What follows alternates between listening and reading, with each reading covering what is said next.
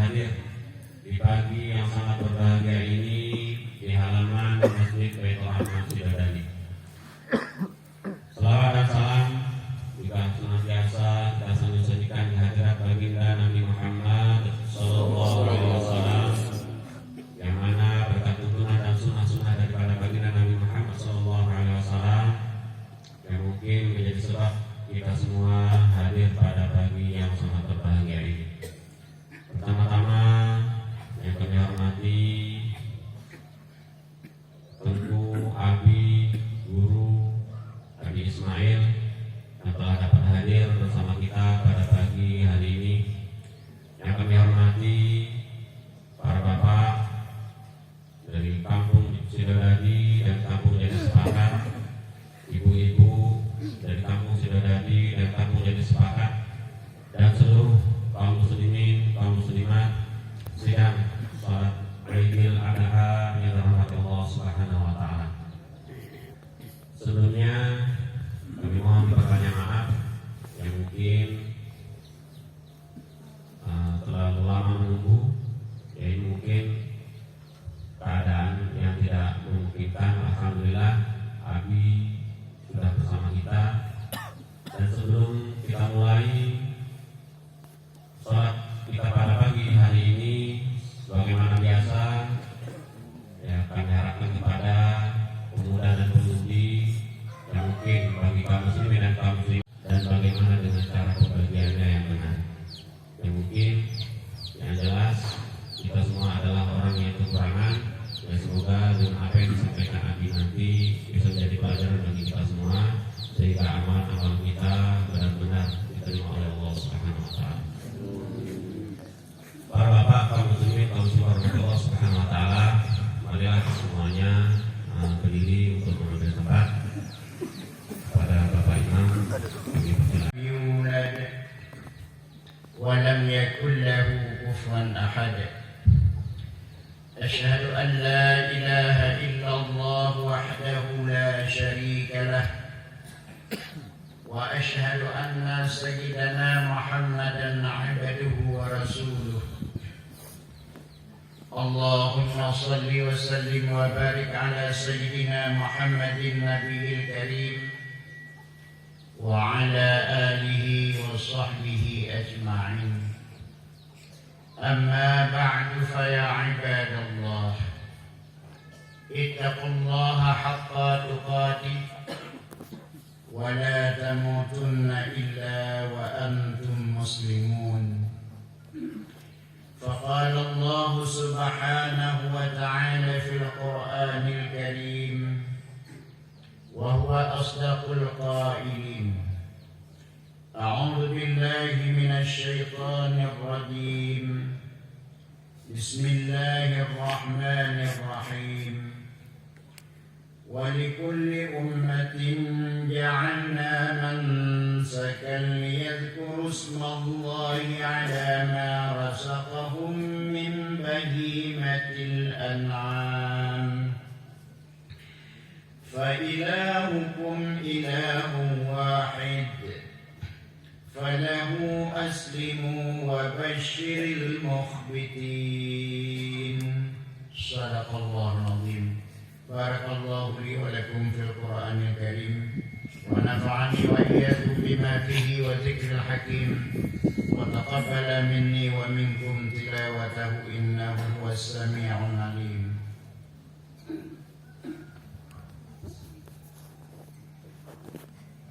Disyaratkan mualat. Bahkan pendapat ulama yang muhtamad, pendapat ulama yang kuat, khutbah Jumat apabila tidak ada mualat maka tidak sah. Walau ada pendapat dhaif yang tidak juga disyaratkan mualat. Tetapi khutbah-khutbah sunat seperti khutbah yang barusan kita bacakan tidak disyaratkan mualat. Namun tidak disyaratkan mualat, afdalnya kita laksanakan secara mualat.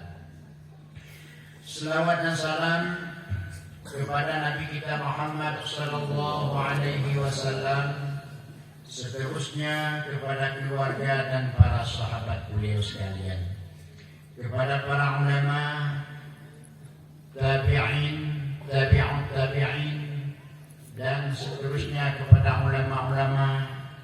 yang muktabar hingga akhir zaman. Yang pertama sekali yang saya muliakan dan yang kita muliakan bersama yaitu imam besar masjid kita ini, dan kepada Tengku Imam Kampung Sidodadi dan Jadi Sepakat, kepada Tengku Besi Kampung Sidodadi dan Jadi Sepakat, yang teristimewa kepada Bapak Mukim, kepada guru-guru kami, alim ulama, dan kepada seluruh hadirin hadirat sidang salat Aid yang dirahmati Allah. Hadirin yang dirahmati Allah,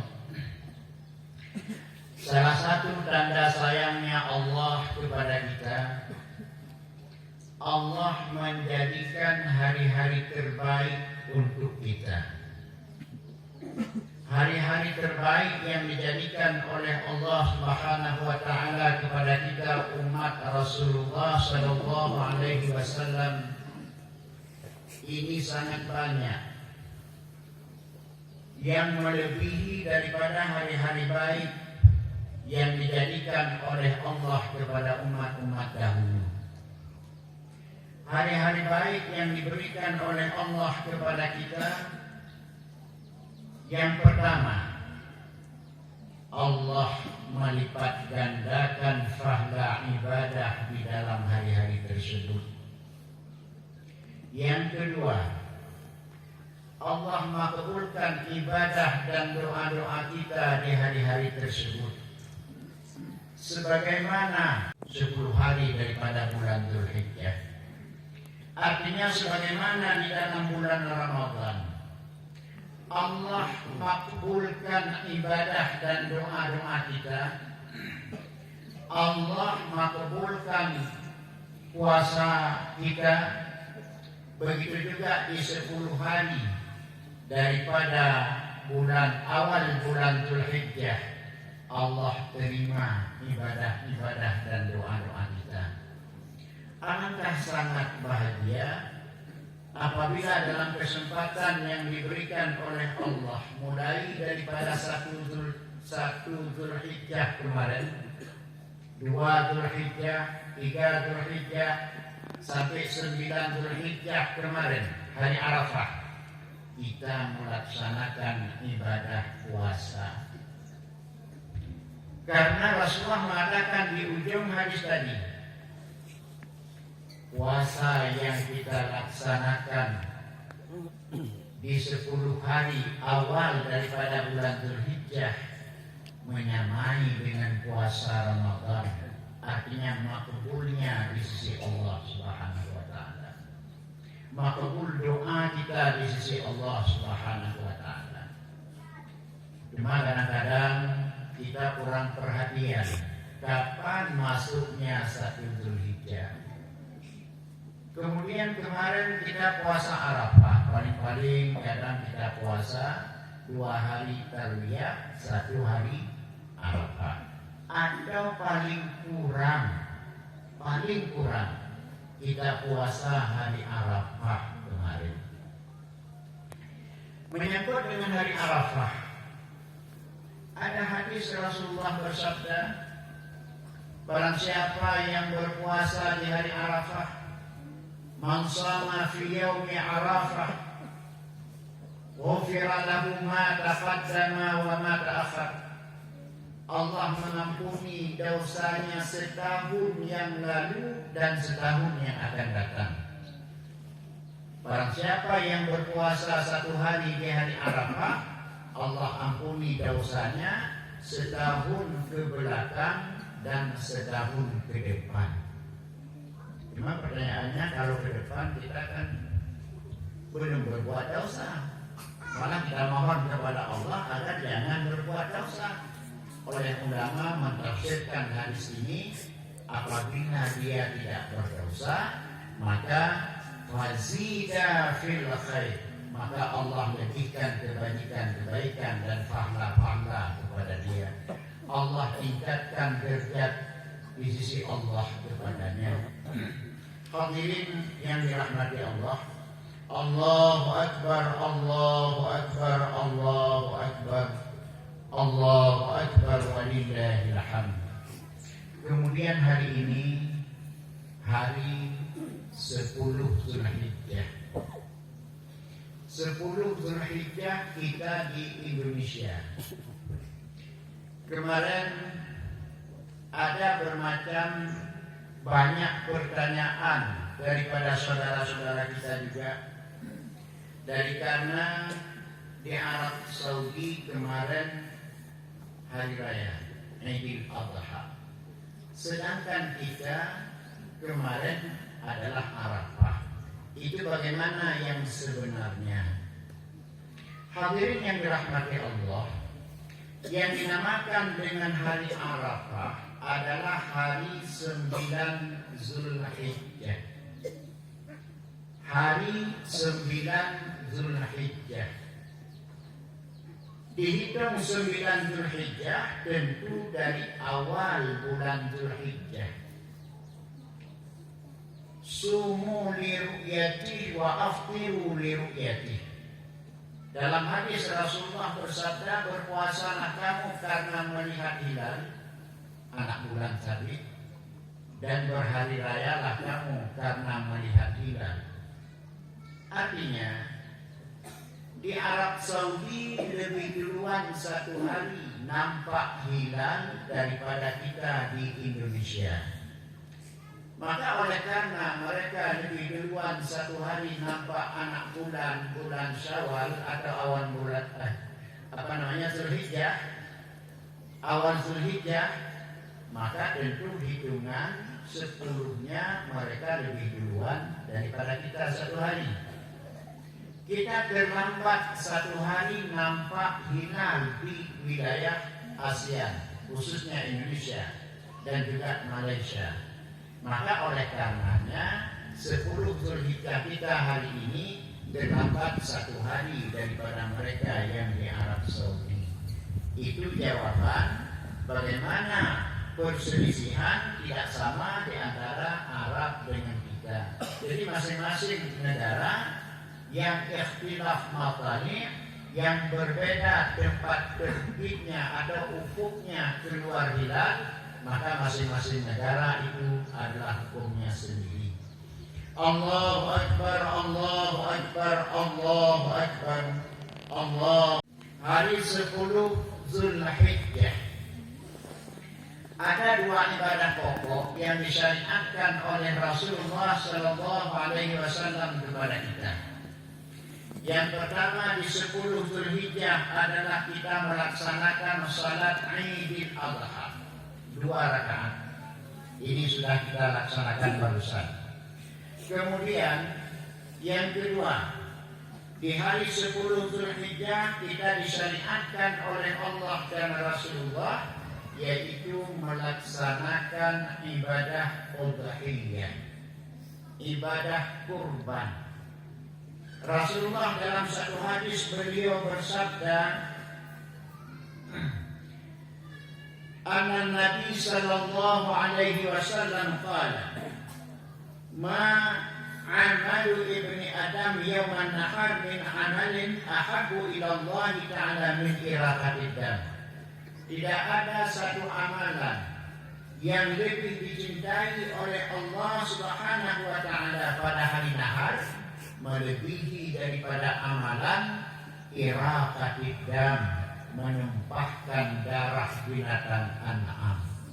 Hari ini amalan yang lebih sangat disenangi Allah adalah kita berkurban.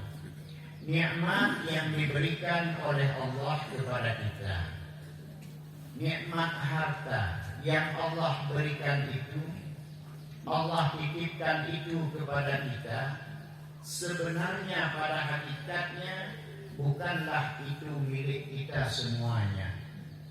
Hanya Allah titipkan sementara di dalam kehidupan kita. Berapa banyak saudara-saudara kita, orang tua kita, jiran kita yang di dalam masa hidupnya berlimpah ruah Allah berikan harta kepadanya. Harta itu dia pakai untuk dimakannya, minumnya, beli kendaraannya, beli pakaiannya, bikin rumah dan sebagainya. Akan tetapi dalam genggaman kita masih hidup tidak lebih daripada hanya sekedar kehidupan kita. Seseorang apabila sudah sakit, maka harta di dalam genggamannya tinggal sepertiga. Pernah kita dengar mungkin apabila orang yang sedang sakit dia bersedekah umpamanya atau berwakaf misalnya, maka paling banyak biarpun dia sebutkan seluruh hartaku aku sedekahkan ke masjid, itu paling banyak yang bisa, yang sah untuk sedekahnya tidak lebih daripada sepertiga daripada jumlah hartanya. Beda apabila sekarang masih sehat seperti ini. Kalau kita masih sehat, berapapun harta yang kita miliki kita mau sedekahkan, sah. Berapapun harta yang kita miliki kita mau wakafkan, sah. Kita mau jual, sah. Tetapi apabila sudah sakit, lebih-lebih sakit ini yaitu sakit yang bersambung dengan kematian, maka ada orang misalnya mau sedekahkan seluruh hartanya, itu tidak sah kecuali sepertiga. Apa maknanya? Maknanya adalah apabila kita sudah sakit, jangankan sudah meninggal, mati, sakit saja, harta itu tidak seluruhnya lagi milik kita. Apalagi kalau seseorang itu sudah kembali nyawanya kepada Allah Subhanahu wa Ta'ala, maka semuanya harta itu tidak lagi milik dia, tapi milik warisnya yang masih hidup.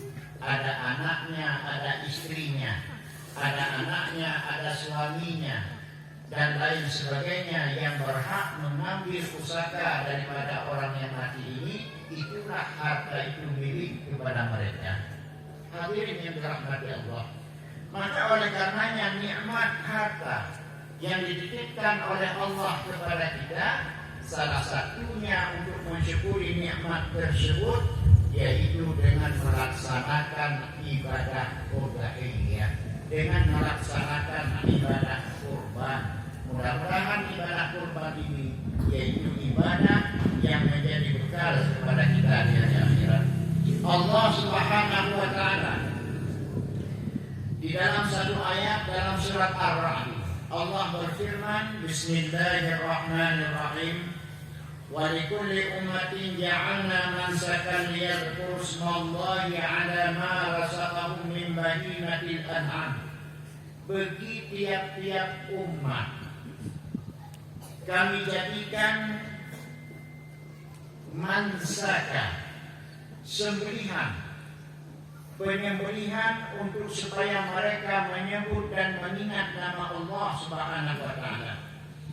Ada ma razaqahum min bahimatil an'am, terhadap rezeki yang telah diberikan oleh Allah kepada mereka, yaitu binatang-binatang an'am. Yang disebutkan binatang an'am yaitu ada beberapa jenis. Belum rokoknya dulu, saya tidak bisa bicara. Allahu Akbar, Allahu Akbar.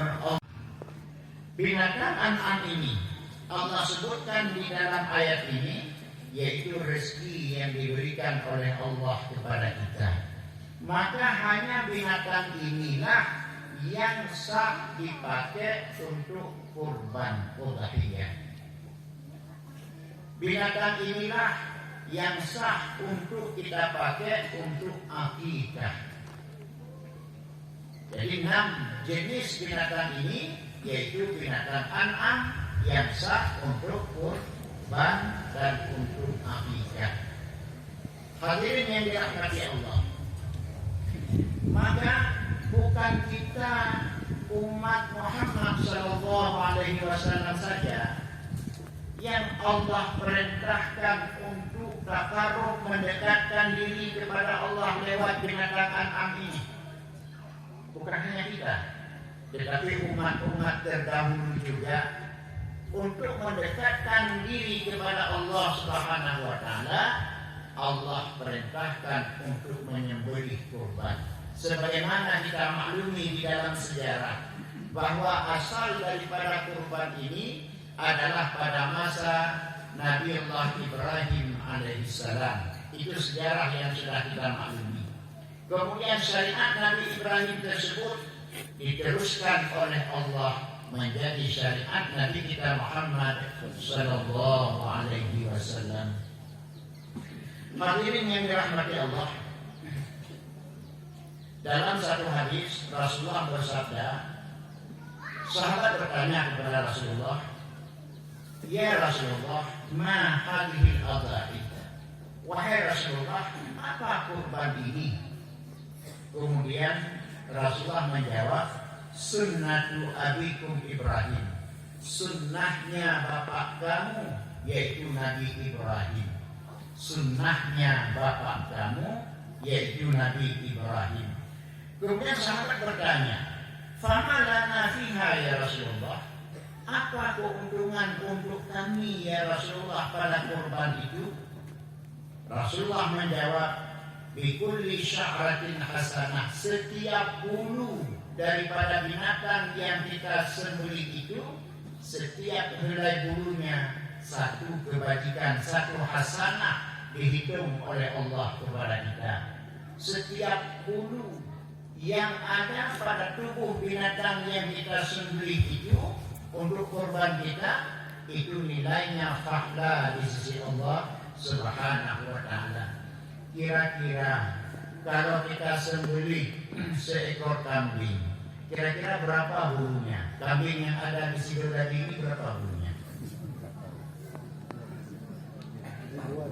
Kalau kerbau,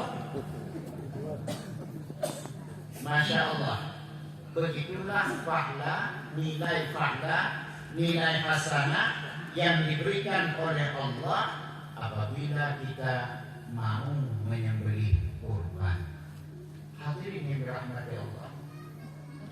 Kemudian berikutnya, dalam penyembelihan kurban, tentu yang pertama sekali hukum kurban di dalam mazhab yang kita amalkan, mazhab Syafi'i rahimahullah, hukum kurban sunnatun mu'akkadatun. Hukum kurban itu sunat mu'akkad. Akan tetapi kurban terhadap Rasulullah, terhadap diri Rasulullah, ini hukum khususiyah. Hukum khusus kepada Rasulullah, kurban itu wajib atas Rasulullah. Maka Rasulullah tidak pernah menyembelih kurban hanya satu ekor kambing. Tidak pernah. Rasulullah paling tidak beliau menyembelih 2 ekor kambing.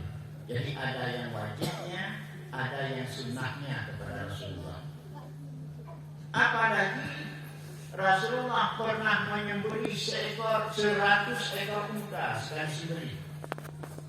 63 ekor Rasulullah sembelih dengan tangan beliau sendiri yang mulia, dan selebihnya Rasulullah wakilahkan kepada Ali, Sayyidina Ali untuk menyembelihnya.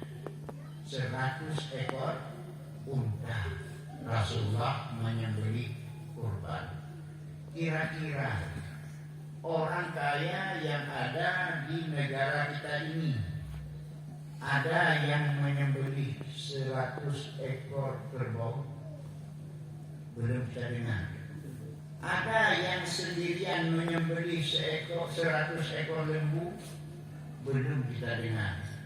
Ada yang menyembelih 100 ekor kambing, itu pun belum kita dengar. Tapi Rasulullah SAW, maka jangan kita anggap Rasulullah ini orang miskin. Rasulullah SAW beliau pernah menyembelih kurban 100 ekor unta, lain kambing, lain juga lembu. Hadirin yang dirahmati Allah, maka kurban kepada Rasulullah wajib. Tapi yang lebih daripada ukuran wajib, ini yang Rasulullah kerjakan, yang hukumnya sunnah. Kepada kita umat, Rasulullah tidak mewajibkan kurban, tapi hukumnya sunnatun muakkadatun. Sunnah muakkad. Sekiranya kita umat ini Rasulullah wajibkan kurban, maka saya rasa kalau ada yang tidak menyembelih padahal dia mampu, sudah berdosa. Inilah hikmah kenapa Rasulullah tidak mewajibkan kurban itu kepada kita umat. Pertama hukumnya. Kemudian yang kedua, hati-hati di dalam pelaksanaan kurban. Tentu yang harus ada kehati-hatian kita, yang pertama sekali, binatang yang kita cari. Binatang yang kita cari itu, yang kita beli itu, kita lihat jangan ada cacat-cacatnya. Jangan ada kekurangan-kekurangan pada tubuhnya. Jangan dicari binatang yang pincang. Itu menjadi cacat, tidak sah untuk kurban. Jangan dicari binatang yang buta misalnya, atau biji matanya ada tapi tidak bisa melihat.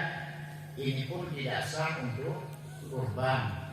Jangan dicari, jangan dibeli binatang yang misalnya sudah putus telinganya. Itu pun karena ada sebagian tempat orang memelihara kerbau itu, dia potong telinganya. Karena kerbau itu dilepaskan ke hutan, ke gunung, dipotong telinganya. Ini tanda yang terpotong telinga berarti punya si A. Kemudian ini sudah hilang, ini sudah cacat dalam hal kurban. Binatang yang sakit, yang jelas-jelas dia sakit, ini pun tidak sah untuk kurban. Maka sebagaimana kita dengar untuk kali ini ada penyakit binatang, penyakit mulut dan kuku, PMK, penyakit mulut kuku binatang. Maka oleh karenanya untuk kali ini hati-hati beli binatang, lebih-lebih binatang yang dari luar daerah. Maka harus ada mantri hewan, ya, kita panggil untuk memeriksa apakah binatang ini sakit atau tidak. Karena sakit itu menjadi cacat, tidak bisa pakai untuk kurban dan juga untuk akikah misalnya kalau kita mau beli untuk akikah. Kemudian hadirin yang dirahmati Allah, yang juga harus kita hati-hati, ini yang kebanyakan kadang tidak hati-hati di dalam pelaksanaan kurban. Setelah kita beli, mungkin sudah sebulan yang lalu kita beli binatang. Kita beli di pasar, kita bawa ke rumah. Kemudian kawan tanya, untuk apa kambing itu? Kita jawab, ini untuk kurban. Maka apabila sudah kita sebutkan ini untuk kurban, maka ini sudah menjadi hukum wajib, bukan lagi hukum sunnah. Karena kurban wajib itu imma binadrin wa imma bitaminin. Menjadi wajib hukum kurban adalah dengan nazar. Seseorang bernazar, niat untuk berkurban. Ya Allah, misalnya, ya Allah, berikan aku rezeki ya Allah.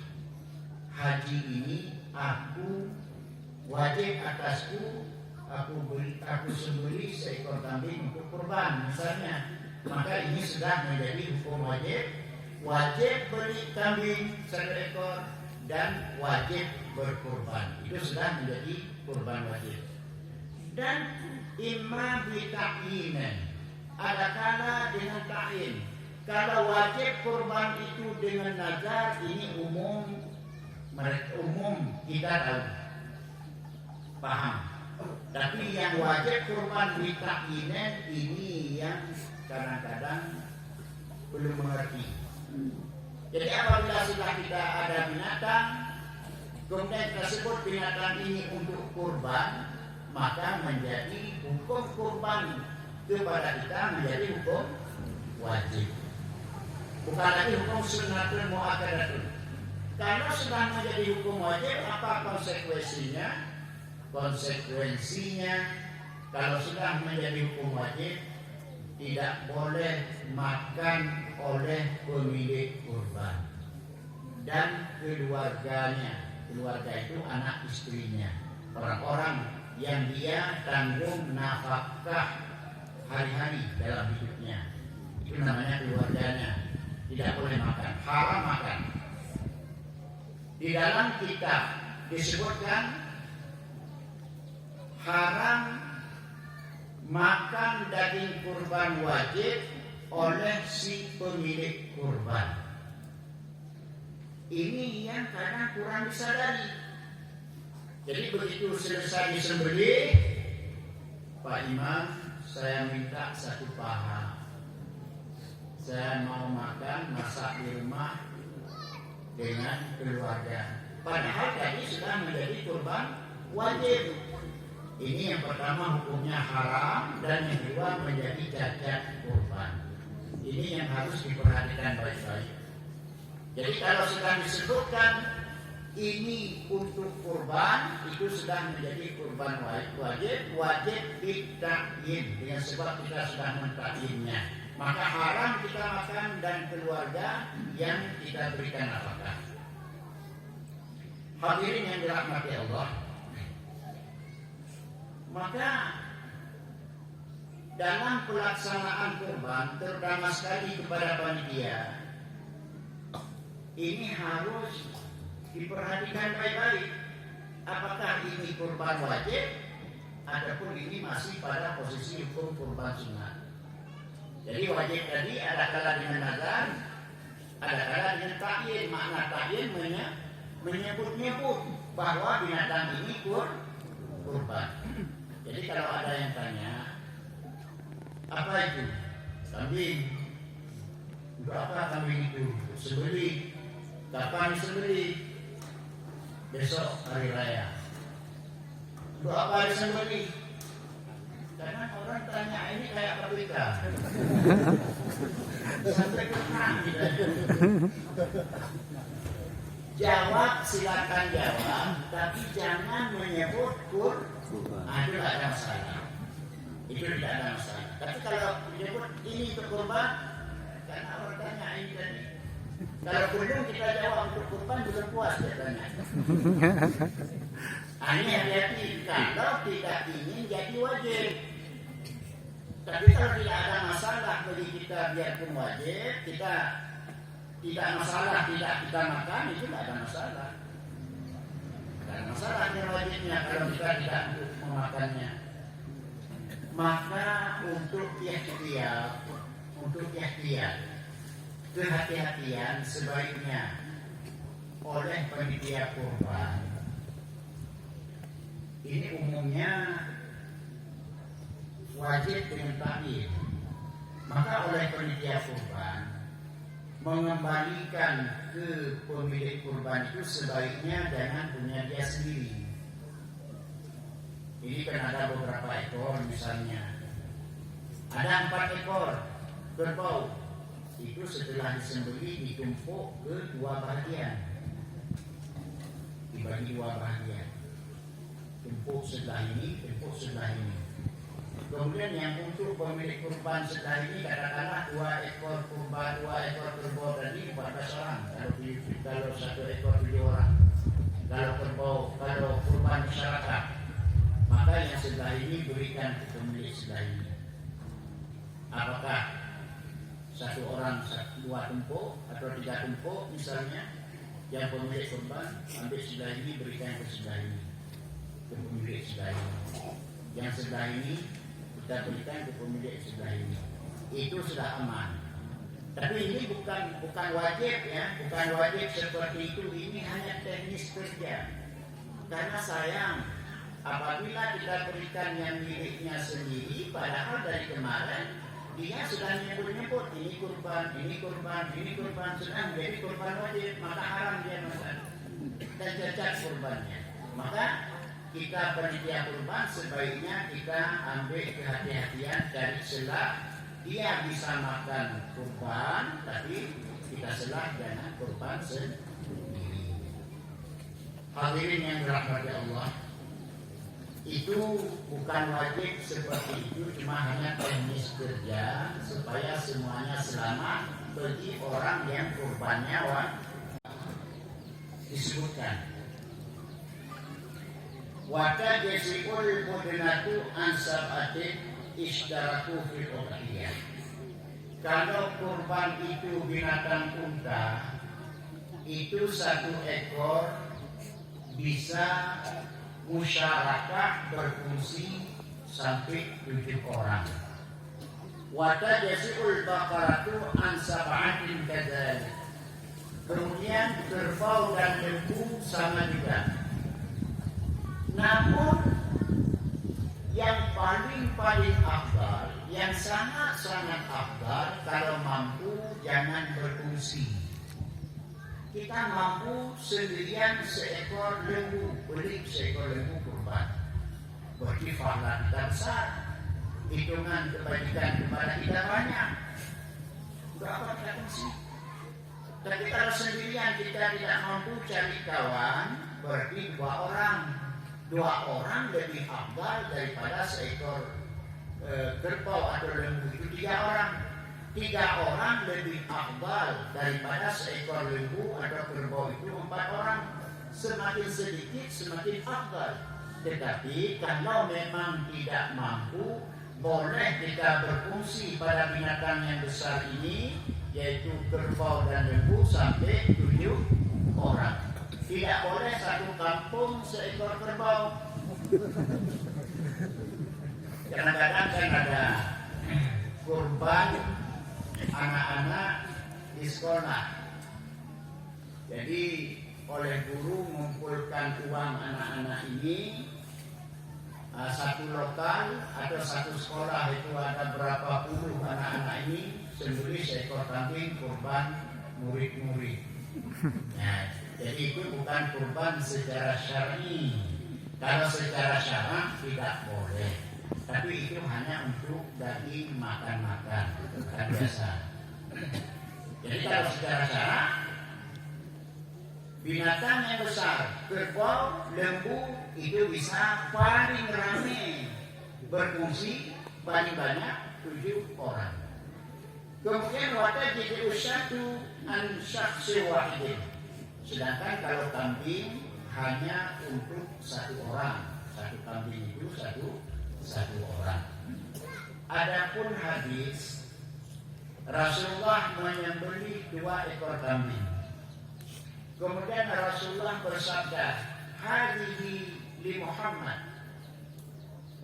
wa hadhihi li ummati Muhammad." Yang satu ini untuk Muhammad, artinya untuk beliau sendiri. Dan yang satu ini untuk umat Muhammad, artinya untuk kita semua. Itu atas jalan hukum sunat kifayah. Itu fahla yang diberikan oleh Rasulullah kepada kita.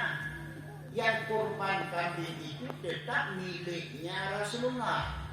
Tapi Rasulullah sebagai bapak kita, sebagai ayah kita, maka ada hukum sunat kifayah dalam satu keluarga untuk kepala keluarga menyembelih minimal seekor kambing, menggugurkan hukum sunat kifayah atas nama keluarga tersebut. Tapi kambing itu milik siapa? Milik daripada orang yang berkurban tersebut. dalam hal ini adalah Rasulullah Sallallahu Alaihi Wasallam. Jadi ini yang harus dibedakan hukumnya. Jadi bukan seekor kambing itu kalau kita di rumah 10 bisa 10, bukan begitu pengertiannya. Jadi tetap milik misalnya si bapak, kurban si bapak, tetapi atas nama hukum sunat kifayah di dalam keluarga, gugurlah hukum sunat kifayah kepada seluruh anggota keluarga di kampung tersebut.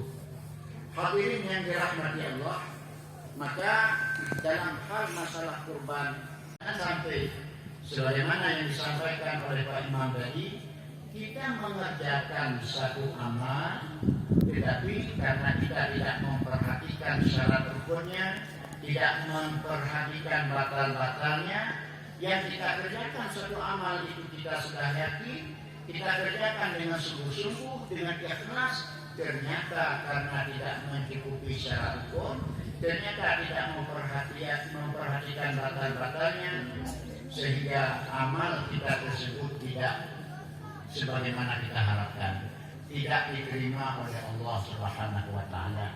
Allahu akbar, Allahu akbar, Allahu akbar. La ilaha illallah. Wallahu akbar. Allahu akbar walillahil hamd. Sebagai penutup,